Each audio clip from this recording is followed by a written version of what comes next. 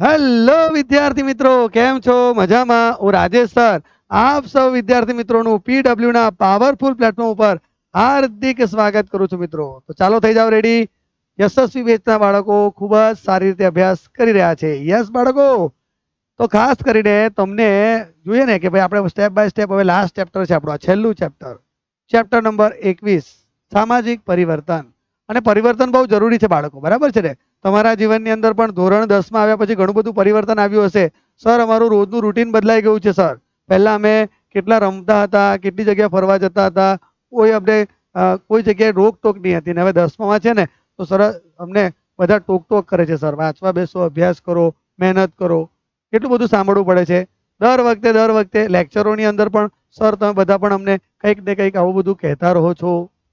અને ખરેખર આપણે જોઈએ ને આપણું રૂટીન આખું ચેન્જ થઈ ગયું છે. અને સતત આપણે શરૂઆતમાં આપણને થોડું બોજારૂપ લાગ્યું, શરૂઆતમાં આપણને થોડી અકળામણ થઈ, પણ હવે આપણે કમ્પ્લીટ સેટ થઈ ગયા છે, બરાબર છે ને? હવે તમને મજા આવી રહી છે. આ શિડ્યુલ તમારું જેટલું પેલું કહેવાય ને, માણસ જેટલો બિઝી હોય ને એટલો સારો. નવરો માણસ જેને પેલું કહેવત છે ને કે નવરું મન એ શેતાનનું કારખાનું છે દીકરાઓ. એટલે નવરા ક્યારે રહેવાનું નહીં, હંમેશા બિઝી જ રહેવાનું. ઓકે, તો વ્યસ્ત છે તો તે મસ્ત છે, જે વ્યસ્ત છે તે મસ્ત છે. ઓકે, તો તમે વ્યસ્ત છો એ તમારા માટે મસ્તીનો વિષય છે. બસ મોજ મસ્તી કરતા કરતા ભણતા જાઓ અને સારામાં સારું રિઝલ્ટ બનાવતા જાઓ. ઓકે, શરૂઆત કરીએ આજના લેક્ચરની. આજે આપણે જોવાના છે ચેપ્ટર નંબર 21, આપણું સામાજિક વિજ્ઞાનનું છેલ્લું ચેપ્ટર, સામાજિક પરિવર્તન. અને સામાજિક પરિવર્તનની અંદર આજે આપણે જોવાના છે લેક્ચર નંબર 1. જોઈએ શું છે ભાઈ સામાજિક પરિવર્તન. ચાલો સૌથી પહેલા વાત કરવાના છે આજે આપણે કાયદાનું સામાન્ય જ્ઞાન અને બાળકોના અધિકારો. ચાલો આજે આપણે વાત કરવાના છે કાયદાના સામાન્ય જ્ઞાનની. શું તમને કાયદાનું સામાન્ય જ્ઞાન છે? શું તમે કાયદા વિશે જાણો છો? કાયદા તમને ખબર છે કયા કયા કાયદાઓ છે તે? અને ખાસ કરીને કાયદાઓનું પાલન તમે કરો છો કે કાયદાઓનું ઉલ્લંઘન કરો છો? કાયદા પ્રમાણે કામ કરો છો ભાઈ? યસ, તો સાચી વાત છે. અને બીજું, બાળકોના અધિકારો. આજે આપણો ફોકસ કરવાના છે ખાસ કરીને તો બાળ અધિકારો ઉપર કરવાના છે.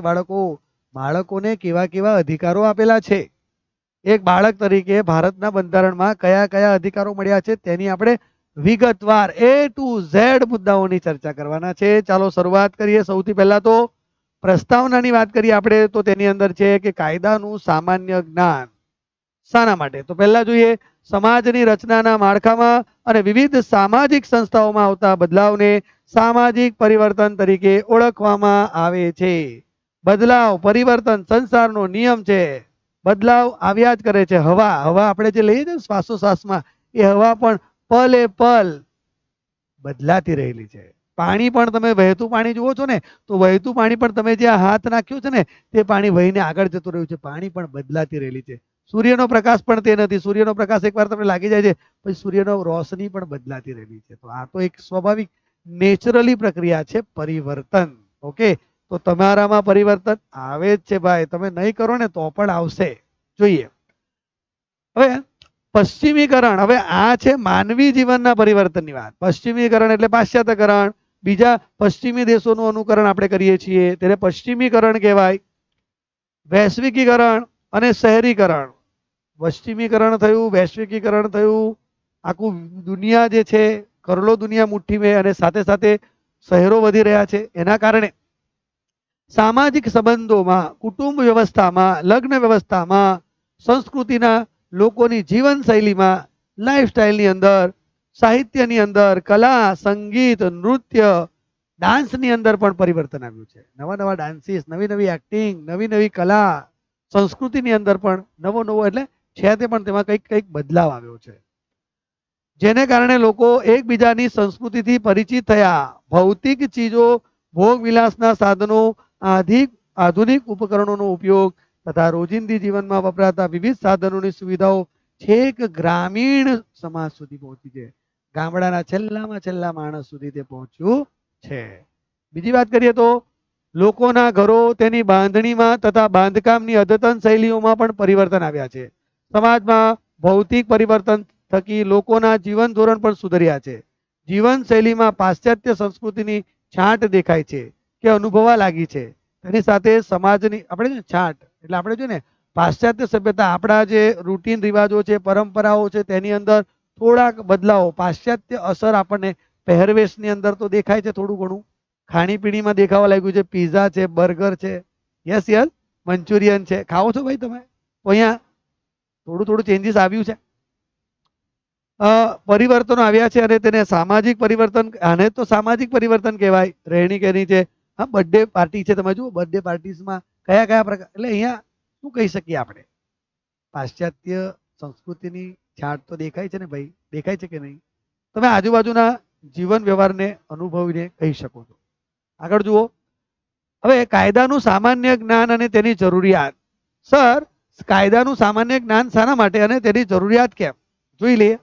તો આપણા દેશમાં સાક્ષરતાનું નીચું પ્રમાણ, એક તો આપણે ભારતની અંદર એજ્યુકેશનનું સિસ્ટમ એટલે જે વધવું જોઈએ શિક્ષણ, તેની જગ્યાએ એની નીચે નીચું પ્રમાણ છે. એના કારણે બીજું, સામાન્ય રીતે રોજિંદા વ્યવહારમાં જરૂરી એવા નીતિ નિયમોની જાણકારીના અભાવના કારણે આપણે જોઈએ તો લોકોના અભાવના કારણોસર લોકોનું કાયદાઓનું સામાન્ય જ્ઞાન, સમાજ કે જાણકારી ઓછી જોવા મળે છે. આપણે જોઈએ ને કે સામાન્ય જ્ઞાન અને સમજણ અને એની જાણકારી આપણને ઓછી જોવા મળે છે.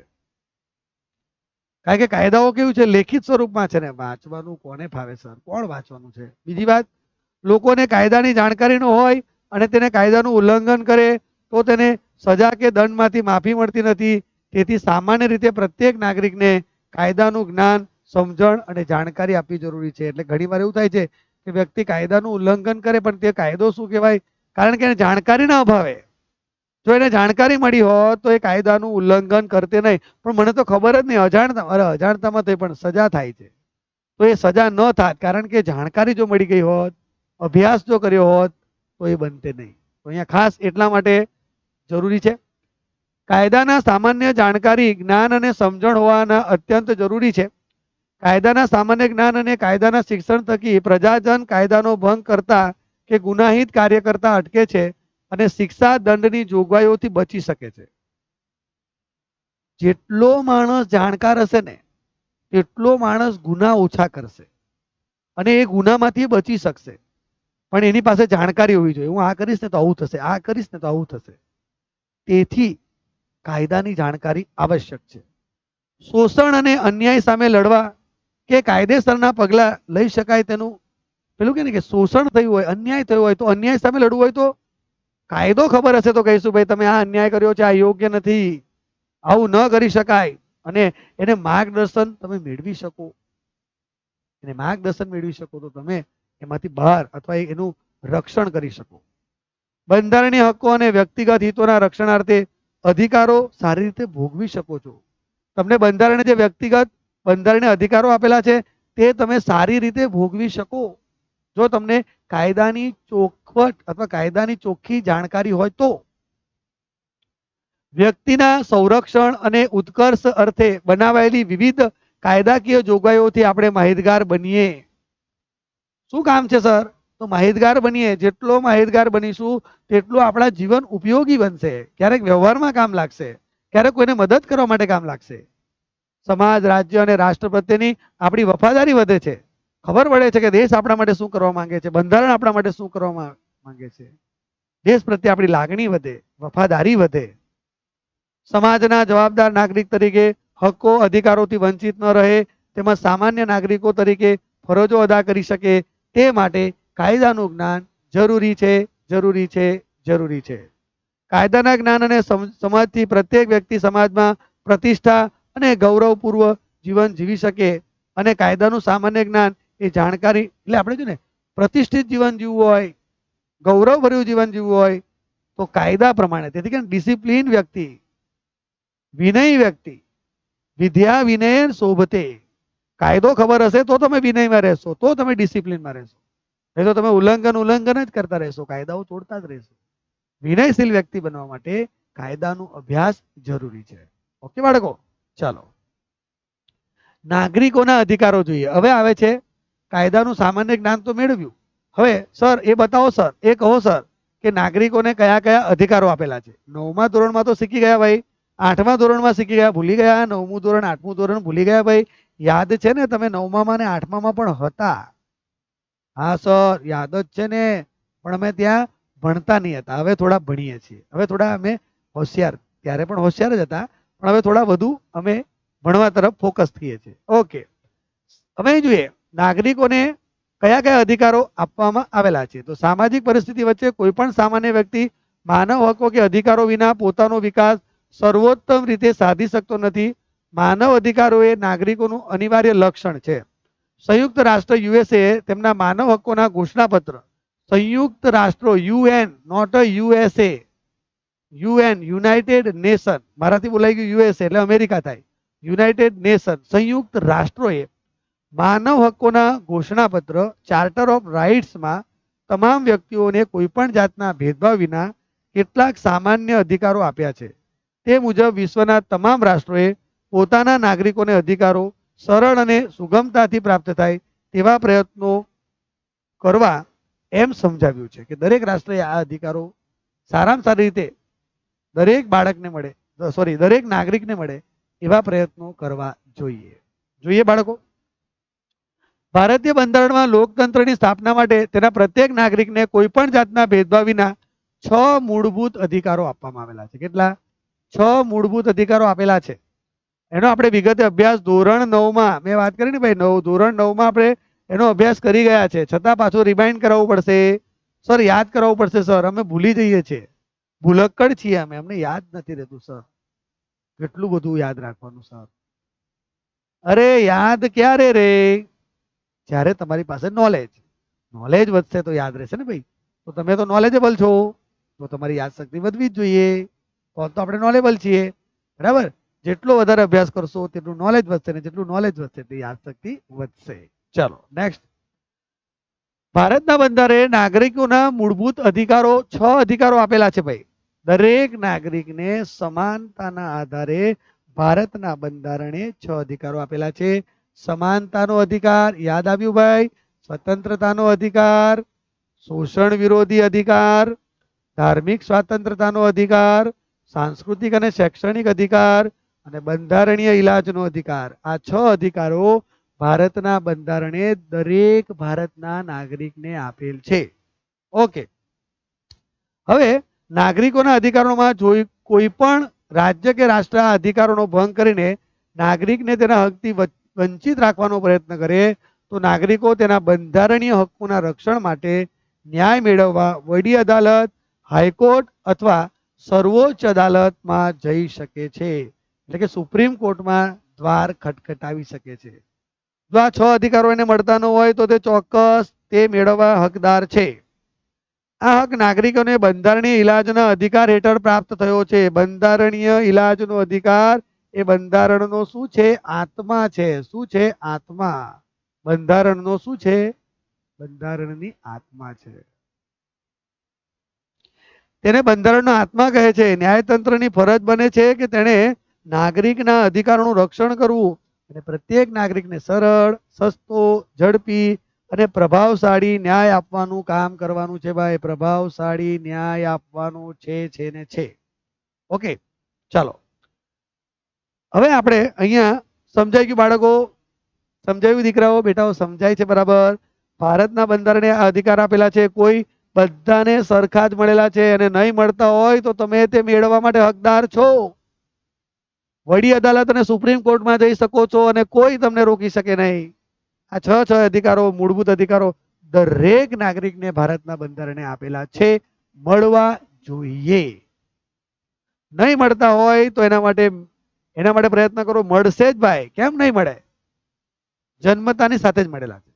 ઓકે, નેક્સ્ટ, બાળકોના અધિકારો. ચાલો હવે આપણો સેકન્ડ પોઈન્ટ આવે છે કે બાળકોના અધિકારો. એમ કહેવાય ને સૌથી અસુરક્ષિત કોઈ હોય તો બાળક છે. કેટલું નાજુક, કેટલું સુંદર, કેટલું સ્માઇલિંગ ફેસ. તમને તમારું બાળપણ યાદ આવે છે બાળકો? બાળપણ એકદમ સુંદર, મસ્ત હસતો ચહેરો અને કોઈ જાતની ચિંતા નહીં, છે ને? બધા ઉચકીને ફરતા હોય, રમાડતા હોય. બાળકને જુઓ, બાળક નિર્દોષ છે, એકદમ કોમળ. અને બીજું કે બાળક જે છે, બાળક એ બાળકના ઘણી બધી આકાંક્ષાઓ, સપનાઓ બાળક ખીલવું જોઈએ એની અંદર. પણ ક્યારેક ક્યારેક એ બાળક જે છે એ બાળકનું બાળપણ છીનવાઈ જાય છે. બાળકને બાળપણ નથી મળતું, બાળકને બાળપણનું યોગ્ય પોષણ નથી મળતું, પોષણ આહાર નથી મળતો. સંજોગો પરિસ્થિતિ પ્રમાણે ક્યારેક એને મજૂરી કામ કરવું પડે છે, ભણવાની જગ્યાએ ખેતી કામ કરવું પડે, ઉદ્યોગ ધંધામાં લારી ગલ્લા ઉપર કામ કરવું પડે. આ બિલકુલ યોગ્ય નથી. રસ્તા ઉપર ક્યારેક તમે રખડતા આ બાળકોને જુઓ છો ત્યારે એની સ્થિતિ દયનીય આપણને લાગે છે. તો આપણે અહીંયા એ શીખવાનું છે કે બાળક કેવા હોવા જોઈએ, બાળકોને કયા કયા અધિકારો બંધારણે આપેલા છે અને તેને મળવા જોઈએ. આપણા સમાજમાં સૌથી વધુ અસુરક્ષિત વર્ગ બાળક છે. કોઈ પણ રાષ્ટ્રના વિકાસનો આધાર તેના બાળકોની સુરક્ષિતતા, તેના શિક્ષણ, તેના સંસ્કાર અને તેના પડેલા વિકાસની તકો ઉપર છે. કારણ કે ભારતનું ભવિષ્ય છે. તંદુરસ્ત બાળક ભારતનું ભવિષ્ય છે. તો બાળક તંદુરસ્ત હોવો જોઈએ. જો બાળક શિક્ષિત, રક્ષિત અને સંસ્કારોથી વિદિત થશે તો તે સારો નાગરિક બનશે. બરાબર છે? કેટલી સરસ વાત છે. શિક્ષિત હોવો જોઈએ, રક્ષિત હોવો જોઈએ અને સંસ્કારોથી દીક્ષિત હોય તો તે ભારત નિર્માણ કરી શકે, સમાજ અને રાષ્ટ્રના વિકાસમાં યથાશક્તિ યોગદાન આપી શકે અને રાષ્ટ્ર માટે આવા નાગરિકો આશીર્વાદરૂપ બનશે. અને તેથી જ બાળ વિકાસ અને બાળ કલ્યાણ સાધવું એ સામાજિક વિકાસની પૂર્વ શરત છે. પૂર્વ શરત, ફર્સ્ટ પ્રાયોરિટી છે. બાળ વિકાસ એ બાળ કલ્યાણ એ સાધવું એ સામાજિક વિકાસની ફર્સ્ટ પ્રાયોરિટી છે, પહેલી પૂર્વ શરત છે. જોઈએ, જો બાળક રાષ્ટ્રની સંપત્તિ રૂપ હોય તો તેનો ઉછેર, સાર સંભાળ અને વિકાસ ખૂબ જ કાળજીપૂર્વક અને જવાબદારીપૂર્વક કરવો જોઈએ. બાળકોનો શારીરિક દ્રષ્ટિએ સ્વસ્થ અને સક્ષમ બને, માનસિક રીતે તે ચેતનવંત બને, તેમની બૌદ્ધિક શક્તિઓનો વિકાસ થાય, તેમના નૈતિક મૂલ્યોનું સંવર્ધન થાય, તે સ્વસ્થ, સમજદાર અને જવાબદાર નાગરિક બને, તે જોવાની આપણી પ્રાથમિક ફરજ છે. એટલે કે સર્વાંગીણ વિકાસ, બાળકનો ઓલ અરાઉન્ડ વિકાસ થવો જોઈએ, એવો આપણો પ્રયત્ન કરવાનો છે. સંયુક્ત રાષ્ટ્રએ ઈસવીસન 1992 તેમના અધિકારોની ઘોષણા પત્રમાં એટલે જે એમણે જે અધિકારો બનાવ્યા છે ઘોષણા પત્રની અંદર ચાર્ટર ઓફ રાઇટ્સમાં બાળકોના કલ્યાણ અને તેમના વિકાસ સાધવા માટેના કેટલાક બાળ અધિકારો જાહેર કર્યા છે. આ બાળ અધિકારોને આપણા બંધારણમાં સ્થાન આપી તેને વ્યવહારમાં ચરિતાર્થ કરવા પ્રયત્નો કર્યા, જે નીચે મુજબ છે. બાળકો માટેના અધિકારોની વાત છે, ખાસ ફોકસ કરજો બાળકો, બરાબર સમજી લેજો. જાતિ, રંગ, લિંગ, ભાષા, ધર્મ કે રાષ્ટ્રીયતાના કોઈ પણ ભેદભાવ વિના પ્રત્યેક બાળકને જીવન જીવવાનો જન્મજાત અધિકાર છે. જીવન જીવવાનો અધિકાર, કોઈ પણ જાતના ભેદભાવ વગર, પહેલી વાત. બીજું, માતા પિતા દ્વારા બાળકોનું યોગ્ય રીતે પાલન પોષણ થાય તથા કોઈ ખાસ કારણ વિના બાળકને તેના માતા પિતાથી અલગ કરી શકાય નહીં. બાળકને નાનું બાળકની વાત છે ભાઈ, બાળક કોને કહેવાય તે પણ સમજી લેજો. 0 થી 14 વર્ષ, તો તેને એમાં નાના બાળકની વાત છે કે જે તદ્દન નાનું હોય તો તેને માતા પિતાથી અલગ કરી શકાય નહીં. પોતાના વ્યક્તિત્વનો વિકાસ સાધી શકે તે માટે દરેક બાળકને શિક્ષણ મેળવવાનો અને મૂળભૂત અને હવે કાનૂની અધિકાર પણ મળ્યો છે. શિક્ષણ મેળવવાનો અધિકાર મૂળભૂત છે અને ભારતના બંધારણે 2009 થી મફત અને ફરજિયાત શિક્ષણ દ્વારા કાનૂની બનાવ્યો છે. માતા પિતાની ફરજ છે બાળકને સ્કૂલમાં મોકલે, બાળકને ભણાવે, બાળકને સમજદાર નાગરિક બનાવવો હોય તો તેને સ્કૂલમાં મોકલવો જ પડે. બીજી વાત, દરેક બાળકને તેની વય કક્ષા અનુસાર રમત ગમત અને મનોરંજનની પ્રવૃત્તિઓમાં ભાગ લઈ શકે, તંદુરસ્ત, સ્વસ્થ અને આનંદી જીવન જીવવાનો અધિકાર ભારતના બંધારણે તમામ નાગરિકોને આપેલ છે. દરેક બાળકને તેના અંતઃકરણ મુજબ ધર્મ અને તેના સમુદાયમાં રહેવાનો, પોતાની સંસ્કૃતિ જાળવવાનો, પોતાની ધાર્મિક પરંપરા સંસ્કૃતિ જાળવવાનો દરેક માણસને ભારતના બંધારણે અધિકાર આપેલ છે. દરેક બાળકને પોતાને કોઈ પણ પ્રકારે થતા શારીરિક કે માનસિક શોષણ, અત્યાચારો સામે, નશીલી દવાઓના ઉપયોગ સામે, અમાનવીય યાતનાઓ સામે, શિક્ષા કે દંડ સામે રક્ષણ અને સલામતી મેળવવાનો અધિકાર છે. બાળકો આ બધી એક્ટિવિટી જે થાય છે તેનાથી રક્ષણ મેળવી શકે છે. દરેક બાળકને સામાજિક સુરક્ષા દ્વારા સામાજિક વિકાસ સાધીને તંદુરસ્ત જીવન ધોરણ પ્રાપ્ત કરવાનો અધિકાર આ છે બાળ અધિકારો દ્વારા આપવામાં આવેલ છે. તમામ બાળકોને વિના ભેદભાવે આ અધિકારો મળવા જોઈએ, એનો જન્મ સિદ્ધ અધિકાર છે. Okay, next. બાળકોના શોષણ કે અત્યાચાર સામે રક્ષણ. બહુ મોટો અને ગંભીર પ્રશ્ન છે આ. બાળકોનું શોષણ. શું સમાજ જાગૃત બન્યો છે? શું સમાજ સુસંસ્કૃત બન્યો છે? નહીં. સમાજની અંદર આજે પણ આપણને બાળ શોષણ જોવા મળે છે. શું કારણ છે એનું? બાળકો કેમ સુરક્ષિત નથી? બાળકો એની ઘણી બધી આપણે પેપર છે, ન્યૂઝ ચેનલો છે, સમાચારની અંદર. તો શું કરવું જોઈએ ભાઈ?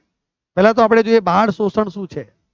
બાળક ખૂબ જ સંવેદનશીલ હોય છે, ખૂબ જ સંવેદનશીલ, નિષ્પાપ, નિસ્પૃહ, સુંદર, કોમળ.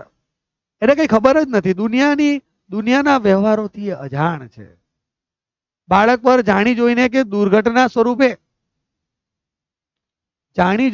દુર્ઘટના સ્વરૂપે શારીરિક ઈજા પહોંચાડવી, શારીરિક શિક્ષા કે ધમકી આપવી બાળકોને.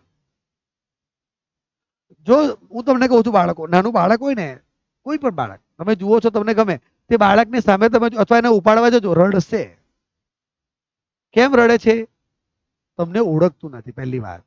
અને જો તમને ઓળખતું હશે તો એ સ્માઇલ આપશે, મસ્ત સ્માઇલ આપશે. સ્માઇલ આપશે ને.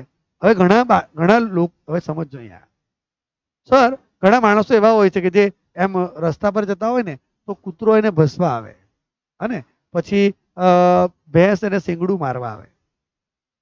કેમ ભાઈ? કેમ? વિચારવા જેવું છે.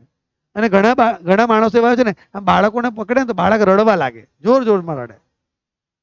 તો અહીંયા સમજવું જોઈએ કે આપણે અહીંયા જો ને, બાળક સંવેદનશીલ છે, આપણે સંવેદનશીલ બનવાની જરૂર છે. અને આપણને જોઈને બાળક જો હશે ને તો સમજી લેવાનું કે આપણે સંવેદનશીલ છીએ. ઓકે, કોઈક દાડો પ્રેક્ટિકલ કરી જોજો. હે ને? કરી જોજો. કોઈક આજુબાજુમાં તમારા સગા સંબંધીને, હા, બાળક નહીં આવે, બોલાવો તો બી નહીં આવે, ચોકલેટ આપો તો બી નહીં આવે.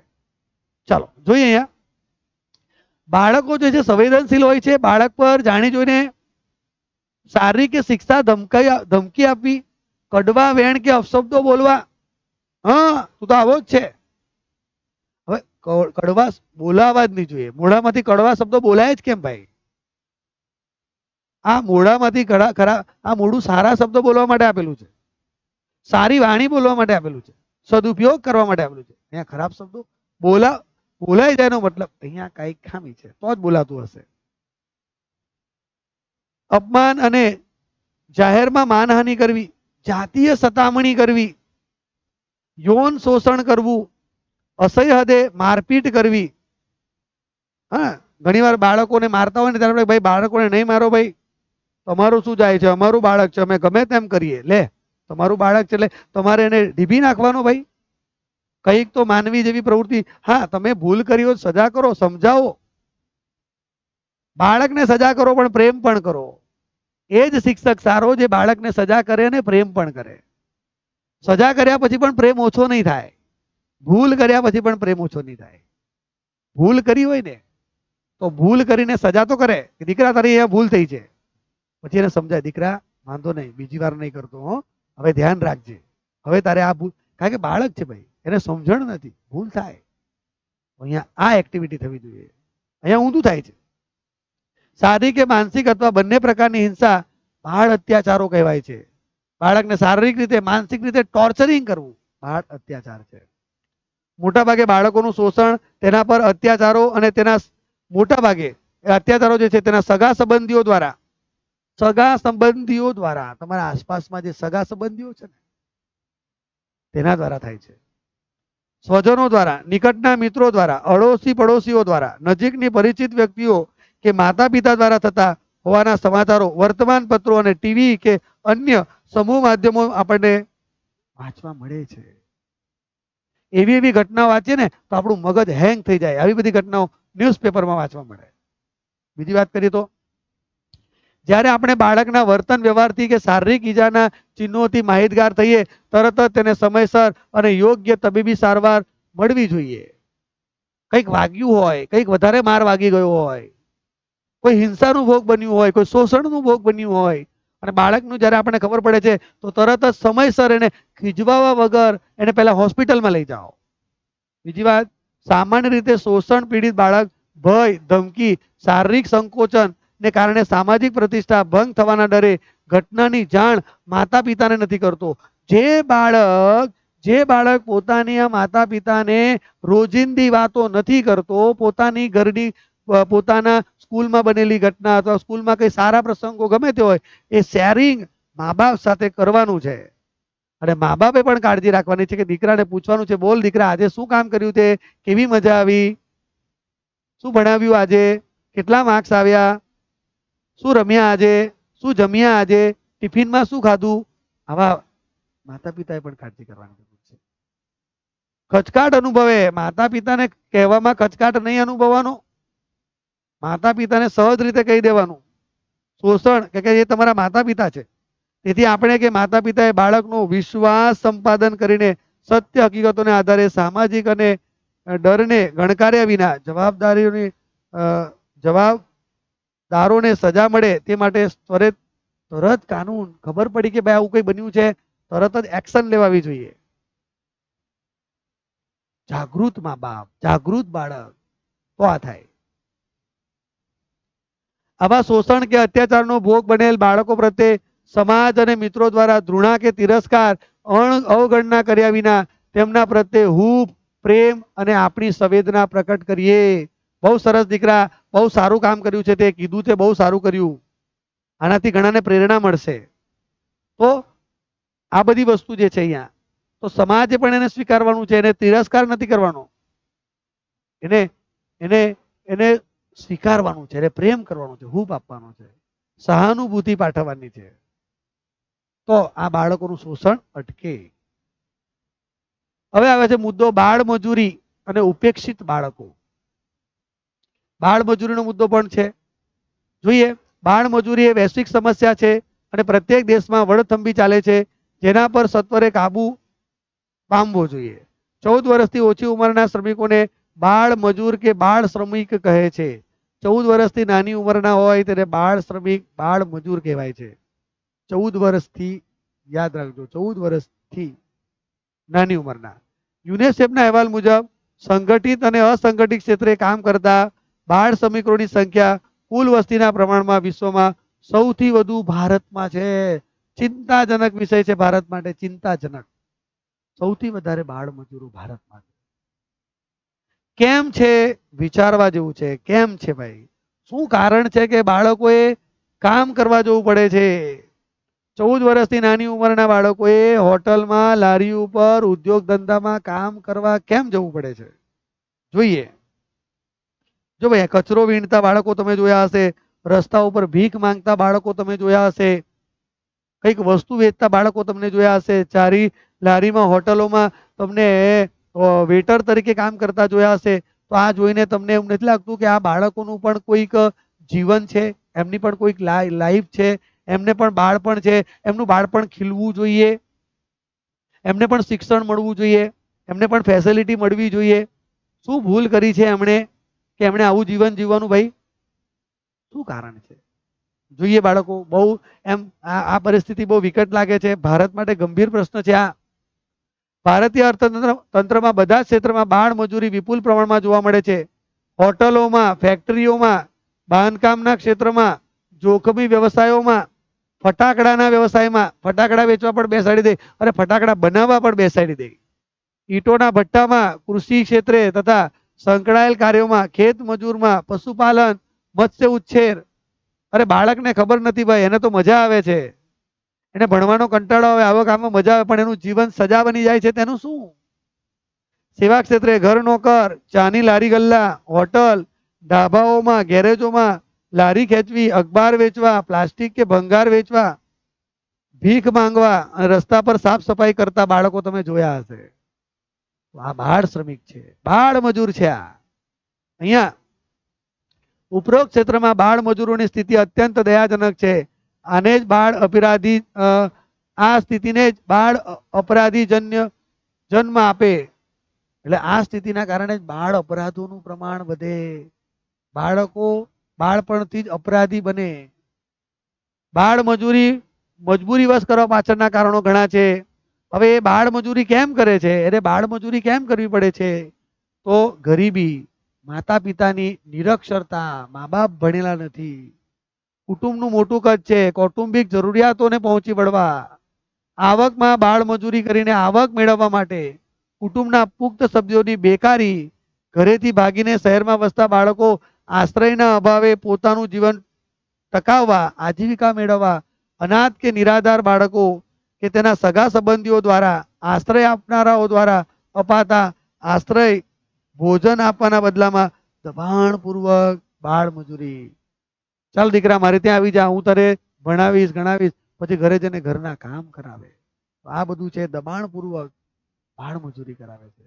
તો આ બાળ મજૂરીના બાળ જે છે મજૂરી માટેના કારણો છે. હવે બાળ શ્રમિકોની માંગ વિપુલ પ્રમાણમાં હોવાના કારણો.